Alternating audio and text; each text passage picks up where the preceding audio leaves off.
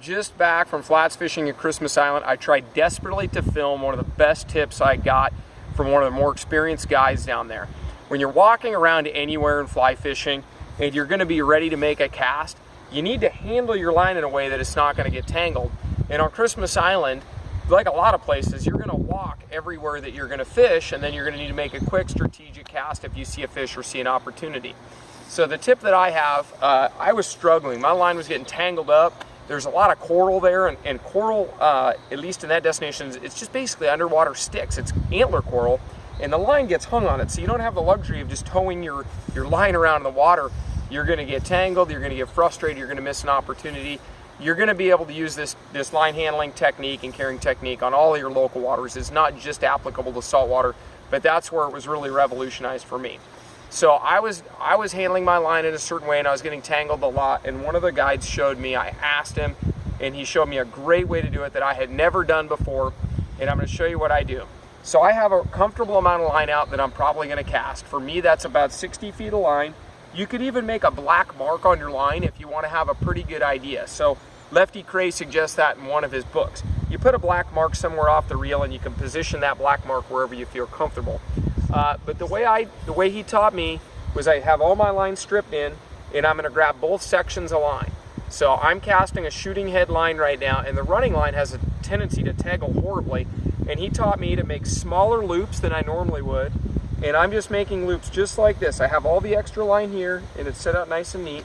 And I'm just going to make small loops. And the reason small loops, he said, are important is because they just have a slightly less tendency to get tangled and get blown around in the wind. So I've got my small loops here. He said to leave the last one long so that I can keep track of what loop that is. So I've got my long loop in my left hand, I've got my rod in my right hand, and my fly, if it were on there, would just be hanging out my rod tip, and I would not be holding onto my fly, but I'm being hold on to my last loop here that's long. I'm going to go ahead and walk to my fishing spot. We'll pretend I'm fishing. I'm walk.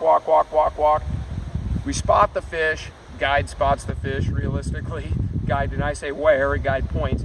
Now I'm ready to make my shot. Now the trick is this line here, when I go to drop this or handle it, if there are any tangles in it at all, I'm likely going to lose all opportunity at that fish because the fish is going to be moving probably out of my casting range. I'm going to lose the opportunity very quickly, and that can happen.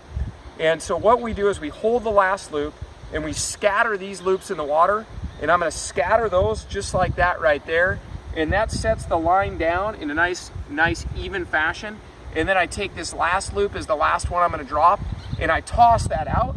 Now you can see my line is neatly laid out in a way that it's not going to tangle. I've got it spread out in about a 10-foot area here.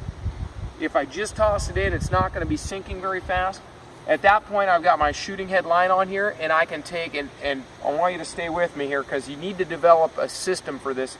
Your system may not be the same as mine, but generally I have a pretty heavy line, and I rear back to cast, and I get a little line to shoot out.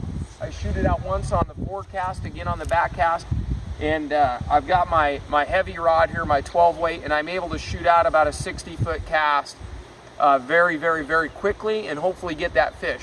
And we're going to go ahead and go live. I didn't plan on doing a live timing on this, but let's just see how long it takes to make this cast from the time I see the fish. So I'm going to build my loops.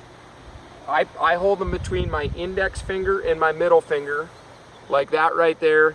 You're going to develop your own system, but practice this next time you're fishing in your yard. Okay, so we'll go ahead and just check out how many seconds this takes. I'm going to go ahead and see the fish. I'm going to scatter my loops. I'm going to toss it back. I back cast once, forward cast, shoot line back again, and I've got my cast in the water that quick. So I don't know how many seconds that was, but it was probably only 2 or 3 seconds, maybe 4, I don't know. We can watch the footage. But this is a great system. You can use this creek fishing, river fishing, saltwater fishing, anything you're doing, learning how to carry your line in a way that is going to make you efficient when you go from hole to hole or across the Platte. I'll do it one more time. These loops are maybe 14 to 16 inches in diameter. They're not that big, and it's shocking. I thought bigger loops would tangle less. It's the opposite. Smaller loops are better. So I scatter my loops, throw my long loop back, and I shoot back, forward, and then shoot again going forward. I've got a very quick cast laid out, able to get the fish.